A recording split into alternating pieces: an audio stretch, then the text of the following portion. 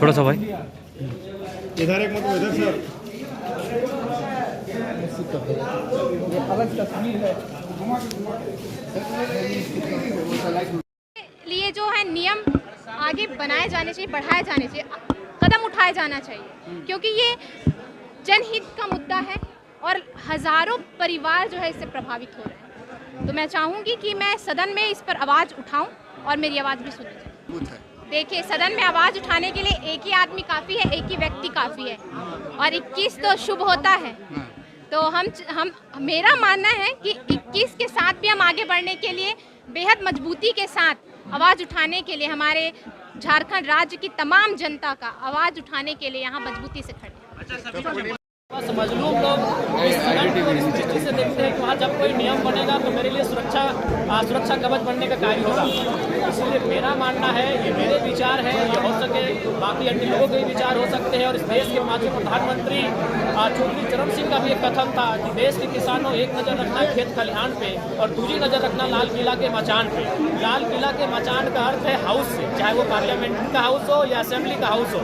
और हम जब भी, क्योंकि हम किसान पुत्र हैं, जब भी हम लोग खेतों में प्रवेश करते हैं, जब भी अपने खलिहान में प्रवेश करते हैं, तो हम अपने जूते चप्पल को बाहर रख के वहाँ खेती का कार्य करते हैं। तो हमारी आस्था, जो आस्था खेतों के प्रति है, वही आस्था इस सदन के प्रति होगी, क्योंकि सदन भी कहीं ना कहीं हमारे लिए इसीलिए बनाया गया है ताकि यहाँ हक हुकूक अधिकार की बात करेंगे।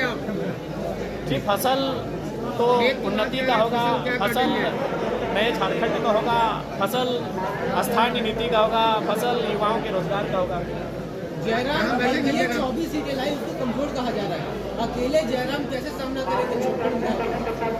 देखिए, अरे कौन मुंह में एकदम सटा दिया है कि एक रहें चाहे 100 रहें, आपकी संख्या मायने नहीं रखती है, आपके विचार मायने रखते हैं। तो जब मैं अपने तर्कों को यहाँ प्रस्तुत करूँगा, वो तर्क तमाम आपके चैनल के माध्यम से पूरे राज्यवासी देखेंगे, तो उनमें तय करेंगे कि जयराम महतो अकेला अपने जो बातों को रख रहा है वो 56 पे भारी पड़ रहा है या फिर 56 उन पे भारी पड़ रहे हैं, वो राज्यवासी तय करेंगे। आपके अलावा 80 विधायकों में बेहतर कौन लगता है आपको? देखिए, अभी ये मेरा पहला दिन है, जब मैं उनके साथ बैठूंगा, मिलूंगा, उनके व्यवहार का आकलन करूंगा, उसके बाद इस निष्कर्ष पे मैं पहुंचकर बात करूंगा। पहली बार विधानसभा सदन का एक्सपीरियंस कैसा रहा?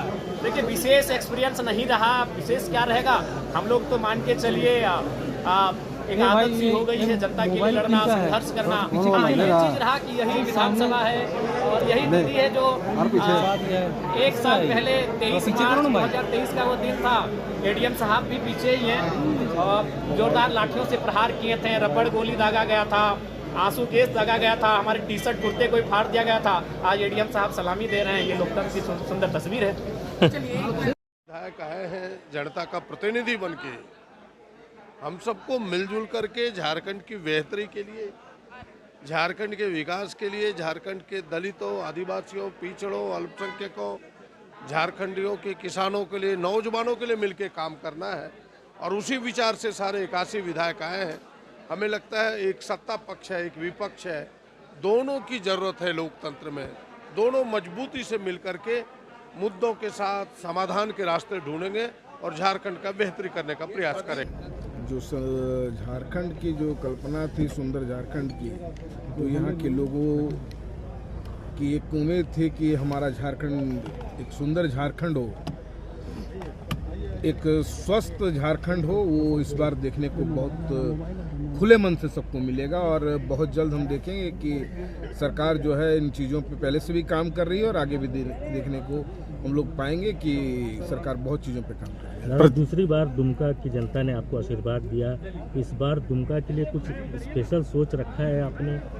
देखिए, सोच बहुत सारी हैं और जैसा कि आप लोगों ने पहले के कार्यकाल को भी देखा है मेरे, कि मैं कथनी से ज़्यादा करने पे विश्वास करता हूँ। तो ये चीज़ आपको समय के अनुरूप आपको देखने को मिलेगा कि दुमका को वो सारी सुविधाएं मैं देने का प्रयास करूंगा और उस और काम करने का प्रयास। दादा चंपईदार की सरकार में मंत्री थे आप जी, इस बार उम्मीद थी कि इस बार मौका मिलेगा संथाल से?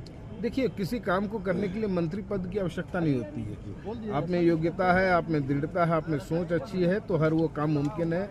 इसके लिए किसी पोर्टफोलियो की आवश्यकता नहीं होती है। आप में एक सोच होनी चाहिए, एक स्वास्थ्य सोच होनी चाहिए, स्वस्थ विचार होने चाहिए, तो स्वाभाविक है वो धरातल पे उतरता है।